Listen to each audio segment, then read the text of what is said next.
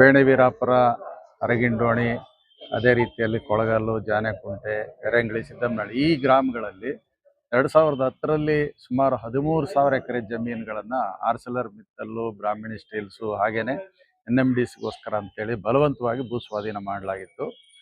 ಮತ್ತೆ ಅವತ್ತು ರೈತರಿಗೆ ನ್ಯಾಯವಾದ ಬೆಲೆ ಕೊಡ್ತೀವಿ ಅಂತೇಳಿ ಒಂದು ಮೋಸದ ಭೂ ಬೆಲೆಯನ್ನು ಕೊಡಲಾಗಿತ್ತು. ಅದರ ವಿರುದ್ಧ ಭೂ ಸಂತ್ರಸ್ತರ ಹೋರಾಟ ಸಮಿತಿಯಿಂದ ಕಳೆದ 2010ರಿಂದ ನಾವು ಹೋರಾಟ ಮಾಡ್ತಾ ಇದ್ದೀವಿ.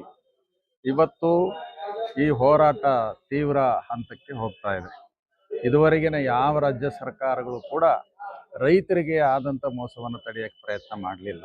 ಹಾಗಾಗಿ ನಾವು ಜೂನ್ 18ನೇ ತಾರೀಕು ಇಡೀ ಬಳ್ಳಾರಿ ಜಿಲ್ಲೆಯಲ್ಲಿ ನಾವು ಸ್ವಯಂ ಪ್ರೇರಿತ ಬಂದ್ಗೆ ಕರೆ ಕೊಡ್ತಾ ಇದ್ದೀವಿ.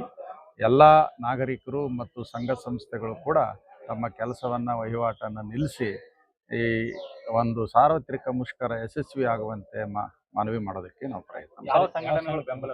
ಸೊ ಈಗಾಗಲೇ ಕರ್ನಾಟಕ ಪ್ರಾಂತ ರೈತ ಸಂಘ, CITU, AITUC, AIUTUC ಹಾಗೇನೆ ಬೇರೆ ಬೇರೆ ಕನ್ನಡ ಪರ ಸಂಘಗಳು, ದಲಿತ ಸಂಘಗಳು ಮತ್ತು ಅದೇ ರೀತಿಯಲ್ಲಿ ಇಲ್ಲಿರ್ತಕ್ಕಂಥ ಎಲ್ಲ ರಾಜ್ಯ ರೈತ ಸಂಘದ ಘಟಕಗಳು, ಬೇರೆ ಬೇರೆ ವಿದ್ಯಾರ್ಥಿ, ಯುವಜನ, ಮಹಿಳೆಯರ ಸಂಘಗಳು ಕೂಡ ಈಗಾಗಲೇ ನಮಗೆ ಬೆಂಬಲವನ್ನು ಘೋಷಣೆ ಮಾಡಿದ್ದಾವೆ. ದಲಿತ ಸಂಘಗಳು ಕೂಡ ಬೆಂಬಲವನ್ನು ಘೋಷಣೆ ಮಾಡಿದ್ದಾವೆ.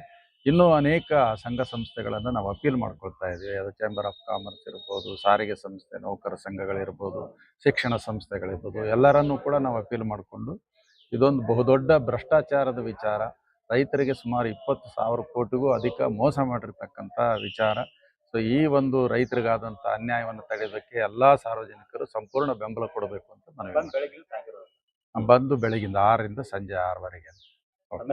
ಯು ಬಸವರಾಜು, ನಾನು ಭೂ ಸಂತ್ರಸ್ತರ ಹೋರಾಟ ಸಮಿತಿಯ ಗೌರವಾಧ್ಯಕ್ಷ, ಕರ್ನಾಟಕ ಪ್ರಾಂತ ರೈತ ಸಂಘದ ರಾಜ್ಯ ಸಮಿತಿ.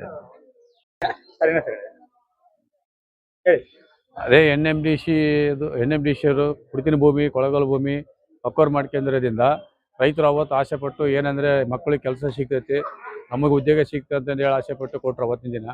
ಆದರೆ ಇವತ್ತಿಗೆ ಫ್ಯಾಕ್ಟ್ರಿ ಹಾಕಿಲ್ಲ ಅಥವಾ ಮತ್ತು ಉದ್ಯೋಗ ಆಗಿಲ್ಲ ರೈತ ಮಕ್ಕಳಿಗೆ.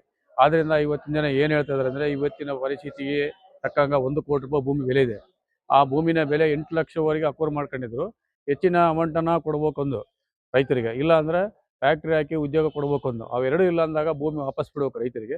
ವಾಪಸ್ ಬಿಡಲಿದ ಎಲ್ಲ ರೈತ ಸಂಘಟನೆಗಳು ಮತ್ತು ಎಲ್ಲ ಯಕ್ಷಣೆದಕ್ಕೆ ಪ್ರತಿಯೊಂದು ಸಂಘಟನೆಗಳು ಇವಾಗ ಬೆಂಬಲ ಸೂಚನೆ 18ನೇ ತಾರೀಕಿಗೆ ಹೋರಾಟ ಮಾಡ್ತೀವಿ. ಈ ಭೂಮಿ ರೈತರಿಗೆ ಸಿಗೋವರೆಗೆ ಹೋರಾಟ ಹಿಂದಕ್ಕೆ ಯಾರು ವಾಪಸ್ ತಗೊಳ್ಳೋಕ್ಕಲ್ಲ. ಇದು ಹೋರಾಟನ ಮುಂದೆ ಇನ್ನೂ ಜಾಸ್ತಿ ಉಗ್ರ ಹೋರಾಟ ಆಗ್ತದೆ.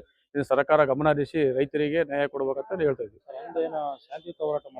ಶಾಂತಿಯುತವಾಗಿ ಹೋರಾಟ ಮಾಡೋದು, ಯಾಕಂದರೆ ಹೋರಾಟ ಮಾಡ್ತೀವಿ, ಶಾಂತಿಯುತವಾಗಿ ಹೋರಾಟ ಮಾಡ್ತೀವಿ.